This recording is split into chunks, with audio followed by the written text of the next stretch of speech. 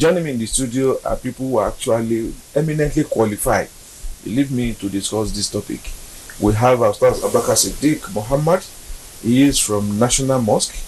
And Ustaz, you are welcome. Thank you.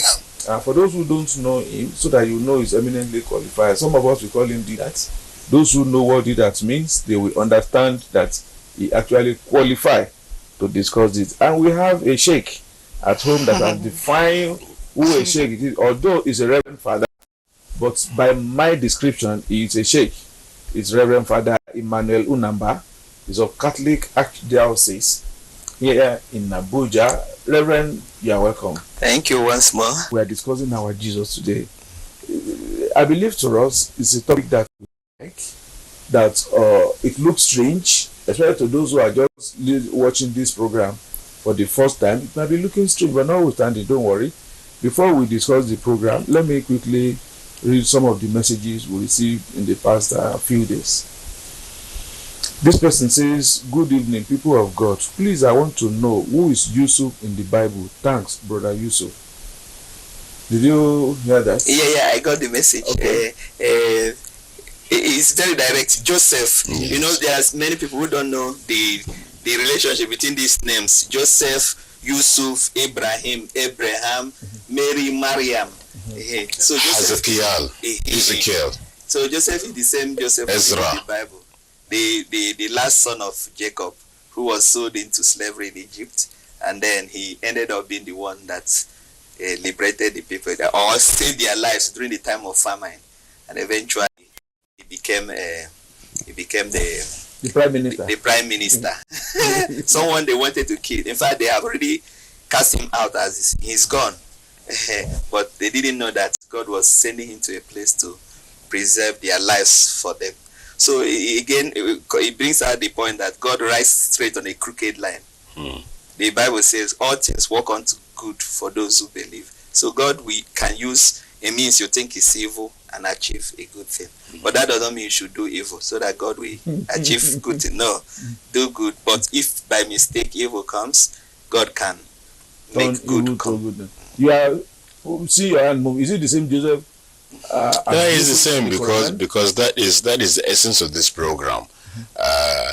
Whoever would listen to his voice when he is explaining would assume that he is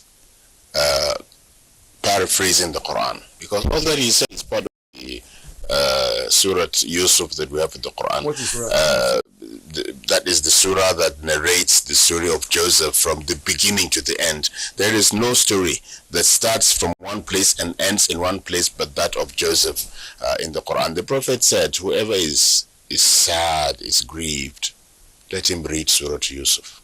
If he reads it, at the end of it, he will be relieved. Because all the lessons that he has mentioned, people conspired, your brothers, to kill you, and you were saved.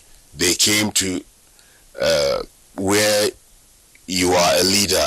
They could not recognize you. Yes. They were pleading for help, and you gave it to them. And at the end of it all, he said, go and bring everybody, and they all came.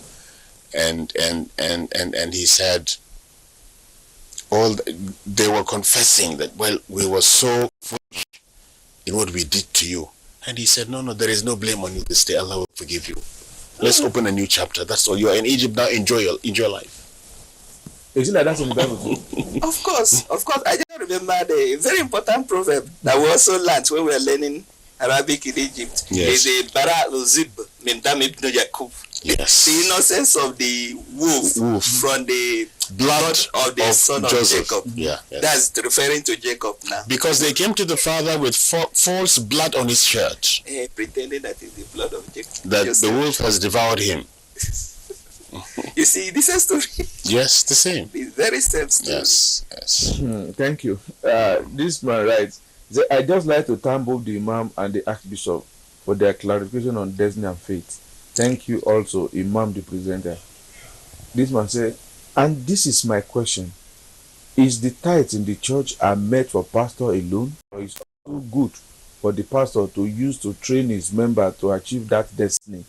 Oh, it's as if this question is providential, because we have what is called bulletin. Every Sunday we publish a bulletin. I'll put an article on the tithe in my bulletin for this coming Sunday. And it's an explanation, theological explanation, the origin and how, what a tithe is supposed to be.